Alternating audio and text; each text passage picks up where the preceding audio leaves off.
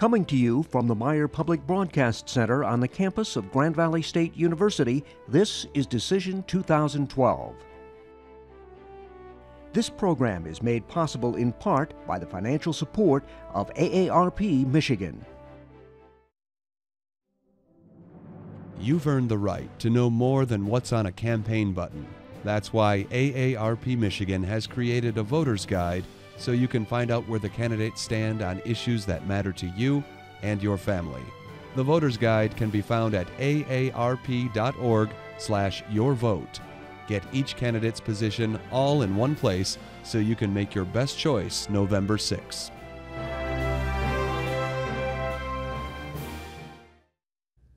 Welcome to Decision 2012, the U.S. Senate Candidate Forum. Here, our panel has generated questions focusing on the key issues. This is an opportunity for voters to hear directly from the candidates.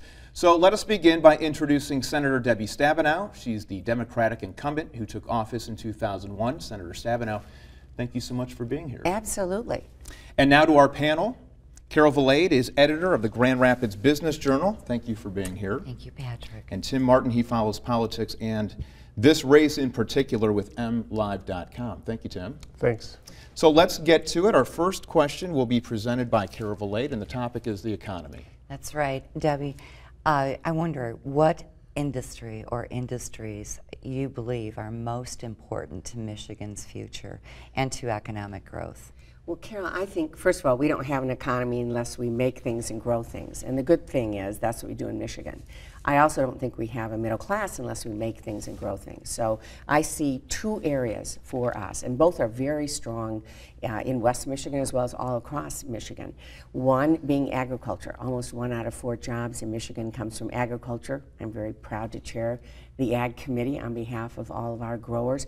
We have new opportunities that are very exciting in alternative energy. We have Novi Energy up in Fremont that's now using Gerber baby food waste to power up, create electricity and power 1,500 homes in Northwest Michigan. An example of what we can do with alternative energy using food products and agricultural products.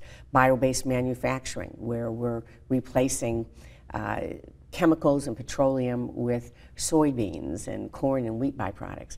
So that's one piece. The other piece, of course, is making things. Whether it's furniture, whether it's medical devices, whether it's automobiles, we know how to make things, and we do it very well. And the next generation for us is about new manufacturing, advanced manufacturing, batteries, wind, solar, new technologies. And as chair of the Bipartisan Manufacturing Caucus with Lindsey Graham, we are laser focused. I have authored the battery funding efforts, the manufacturing tax credit of 30% that's bringing jobs to Michigan, the efforts to retool our plants, which is helping companies, Ford, for instance, retool their plants in Wayne, Michigan, bring jobs back from Mexico. So that's where I'm focused. Let's move forward, making things, growing things, and I think Michigan will be at the head of the line if we do that. Tim, you wanted to stay with the economy here. Yeah, Senator. Sure. Obviously, you've pushed for passage of the Farm Bill this year in Congress. It's passed the Senate. You had some bipartisan support there. It has not cleared the House, though. Right. So what's up with that, and how do you move that bill forward? Well, that's my #1 agenda item when we go back into session, to work with my colleagues in the House who put forward a bipartisan farm bill in the House Ag Committee, the chairman and the ranking member, to do everything possible to get the Speaker to take it up. You know, when we talk about bipartisanship, which ought to be an everyday occurrence, it's not.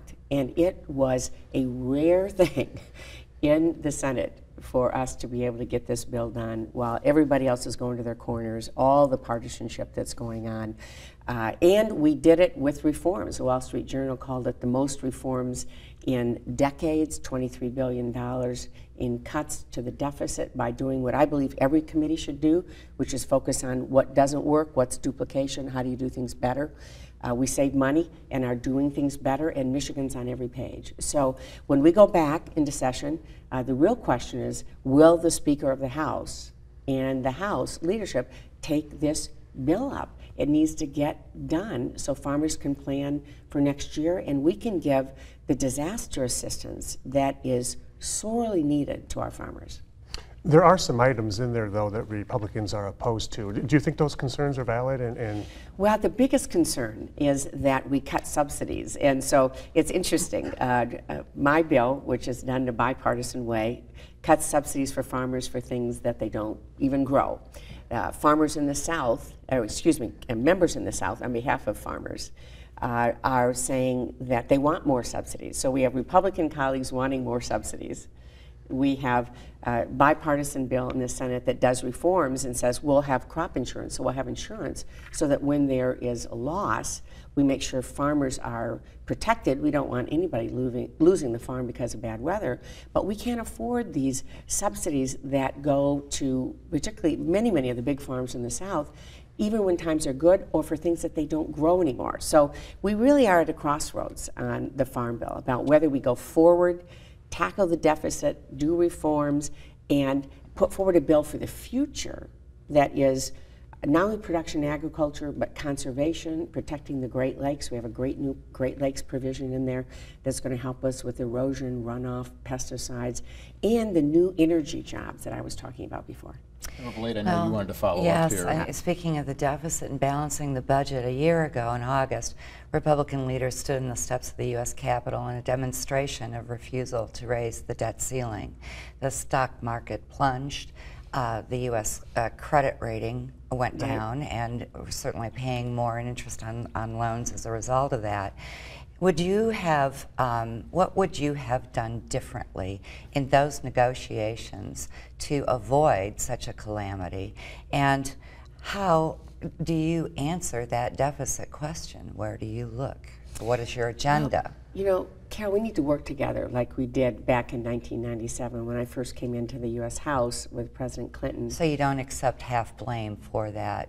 Well, I think everybody ought to be working together. I mean, I don't accept any responsibility for a demonstration by, you know, the more extreme wing of the House Republicans. But I will tell you that I think we ought to work together like we did when we balanced the budget in 1997. And I really believe that we ought to use what we did in the Farm Bill as an example, because we're the only committee that sat down, House, Senate, 2 Republicans, 2 Democrats, decided to get serious. We proposed cuts that are twice as much as what was in the Simpson-Bowles Deficit Reduction Commission for agriculture.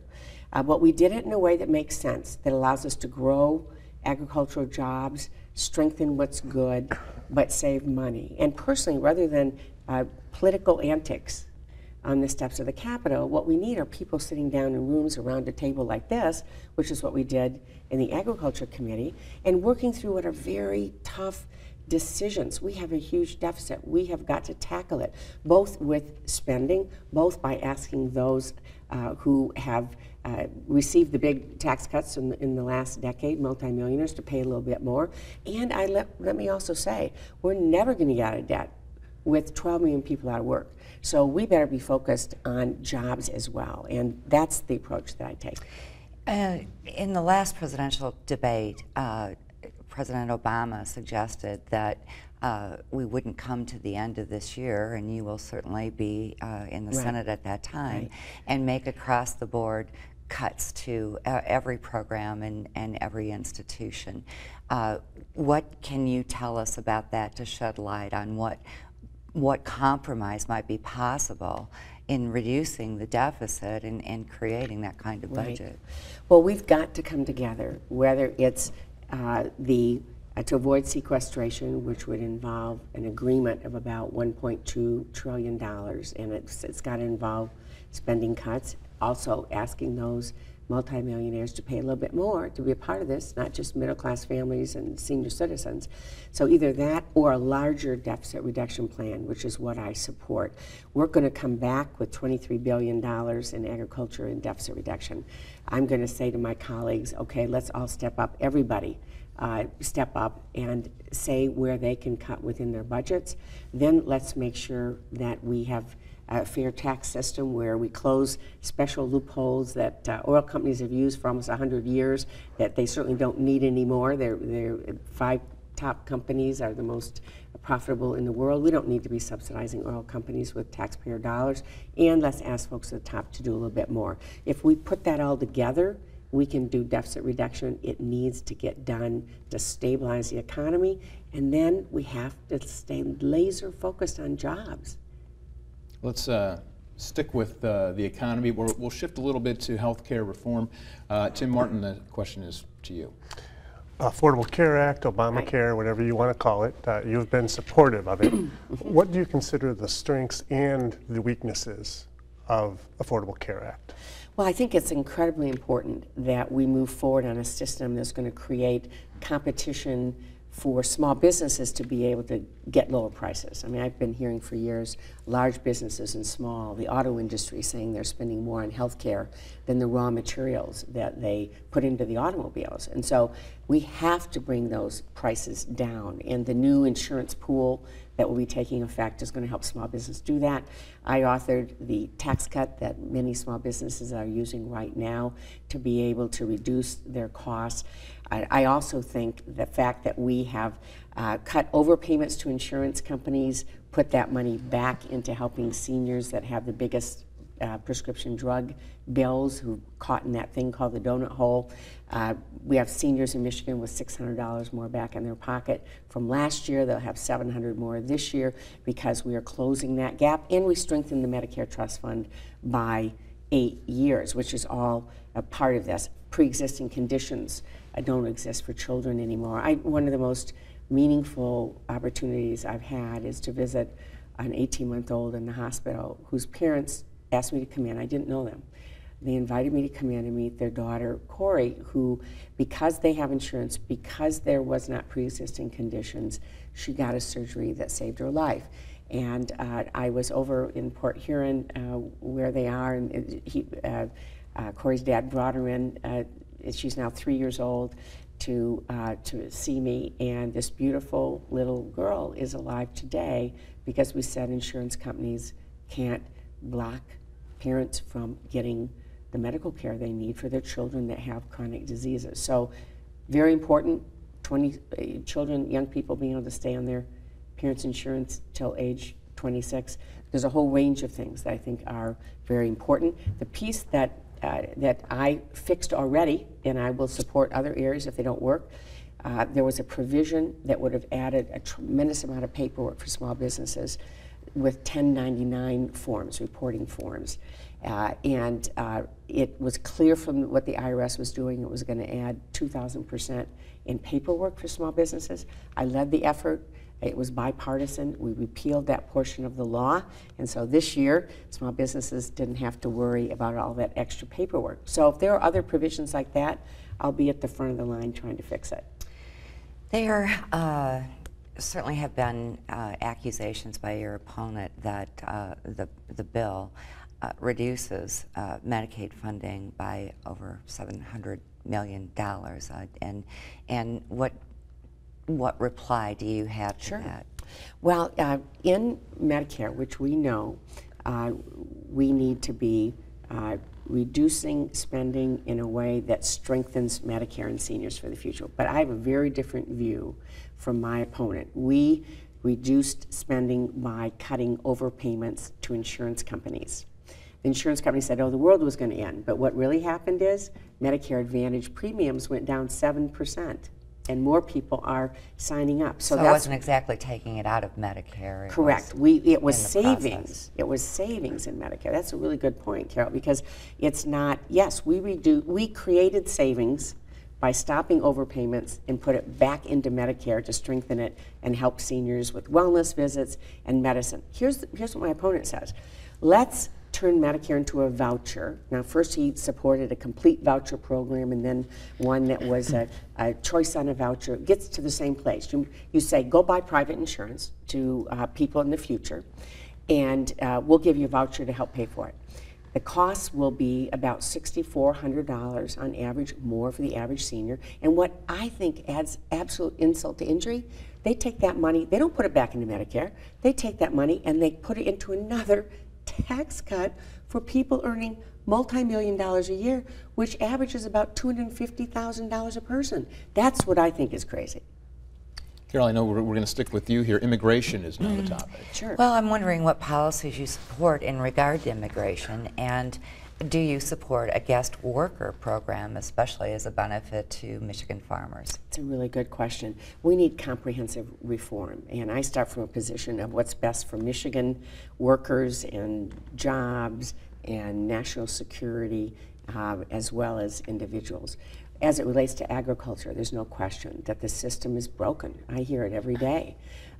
We need a visa program that allows people to be able to work and legally work and be able to go home, and for our farmers to have confidence that in fact people meet all the legal requirements. Can you sponsor such legislation without engaging the broader issues of immigration? I think what we have seen over and over again is every time we tried to do a piece of this, there are very strong beliefs by others that we have to do comprehensive reform. So it's tied directly. I think not it's gonna tied happen directly. without. Yeah, I think we're going to have to do comprehensive reform. We need to do that, and we need to make sure that people are here legally, and that they're paying their way, and that employers and farmers have confidence in that. But we also need to make sure they're not replacing jobs for people in Michigan or people in the U.S. That's why it's very important that this is done right. I want to make sure any engineer or any person with any kind of a skilled background in Michigan who's looking for a job is first in the line. Well, Monday night's third and final presidential debate, Right. the topic was foreign policy. I know Tim Martin wants to now shift gears to foreign policy. Sure. There's been a lot of talk about the attacks in Libya on September 11th. In your estimation, were there intelligence or security shortcomings there? I think there are important questions, Tim, that have been raised there that are being investigated and should be being investigated. We lost Americans who are in foreign service for our country. We need to make sure we get to the bottom of it, at the same time beefing up security for those who are serving us around the world. It's also important, though, that we not play politics with this, and I've been very concerned and disappointed at that, because we should be staying together just like we were on 9/11, the original 9/11. I mean, standing as Americans, saying whoever does us harm, we're united. We're going to make sure that doesn't happen again, and not be playing politics with this situation. In an interview last fall with Condoleezza Rice, I asked her what she considers to be this nation's top security concern. And I was a little surprised. She said education. And that has been professed too by our military leaders in the past month. So in terms of how important education might be as a defense of this country, where do you see that? Is it even on your agenda? Absolutely. In terms of the broader issues that affect this country? Absolutely. First, let me say from a national security standpoint, it's a nuclear Iran, which is why what we're doing on sanctions and the entire world coming together, including Russia and China, which is very important, is very significant. But you're absolutely right that we're in a global competition where we have to out-educate and out-innovate the competition in order to win. And for us in Michigan now, as more employers are hiring, one of the things I'm hearing is that they're not finding people that fit the jobs for which they're hiring. Doesn't mean people don't have skills, but we have to be laser focused on matching up the right skills with the jobs that are available now. So I've been focused on the community college system. We have seen very important dollars and investments coming in federally, from Muskegon to Grand Rapids to Kalamazoo to Monroe to Henry Ford to Delta College, that is working with Dow and Dow Corning on a fast start program that's a few weeks, very intensive, and people go immediately into solar energy jobs. In Kalamazoo with the wind turbine technicians, we're really the first in the country to put forward a plan. Again, Grand Rapids, I could go all around the state. Lansing Community College, I mean, we have wonderful community colleges, and Michigan is now leading a multi-state effort on advanced manufacturing to focus very specifically on what employers need. and the skills that people have in matching them up.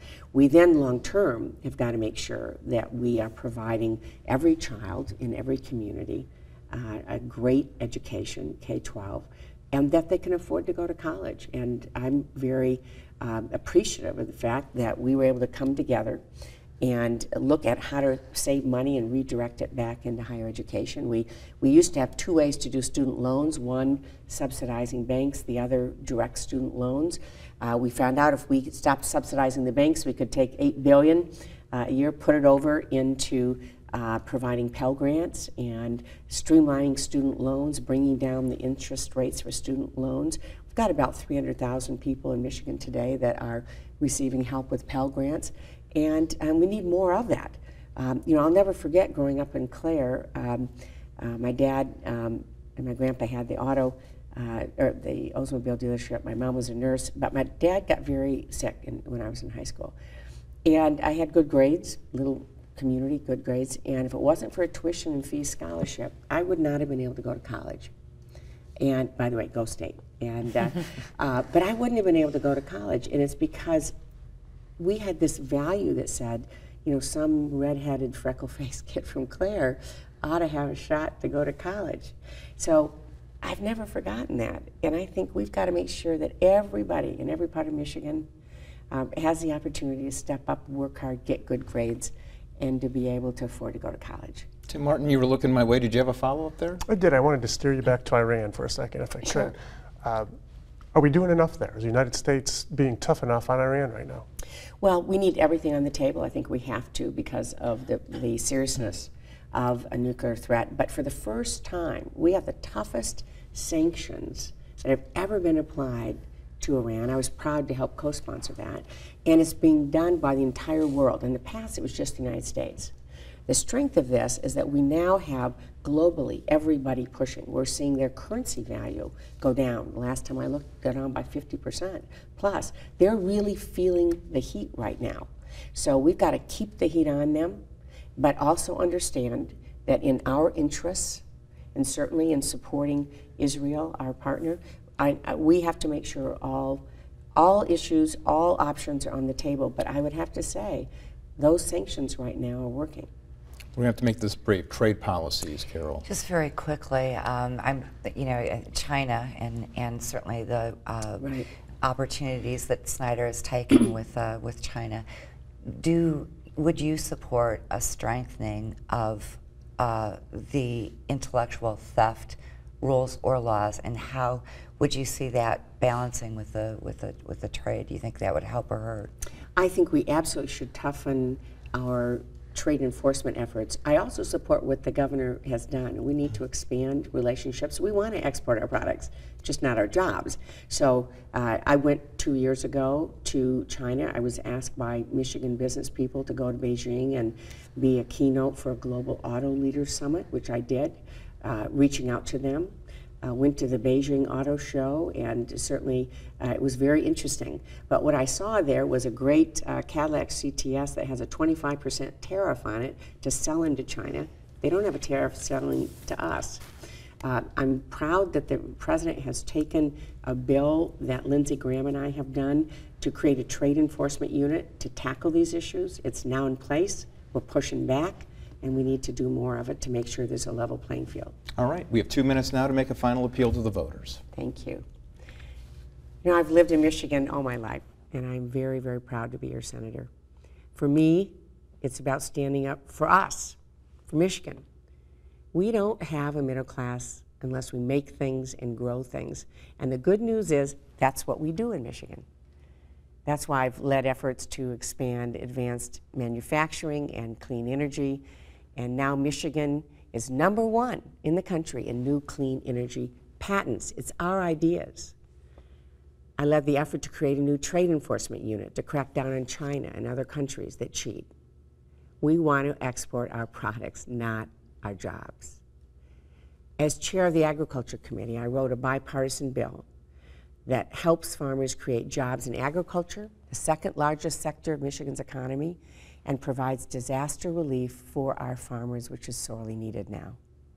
The bill was called one of the greatest reforms in decades. It cuts unnecessary programs. It cuts spending by $23 billion.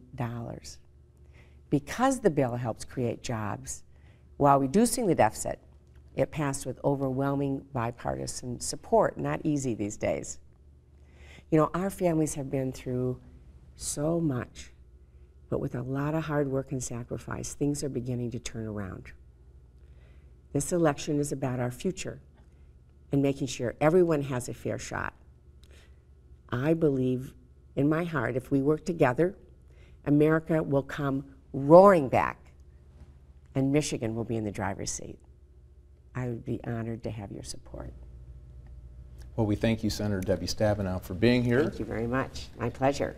And we thank you for tuning in to Decision 2012, the U.S. Senate Candidate Forum. Thank you, and have a great day. You've earned the right to know more than what's on a campaign button. That's why AARP Michigan has created a voter's guide so you can find out where the candidates stand on issues that matter to you and your family. The voter's guide can be found at aarp.org/yourvote. Get each candidate's position all in one place so you can make your best choice November 6.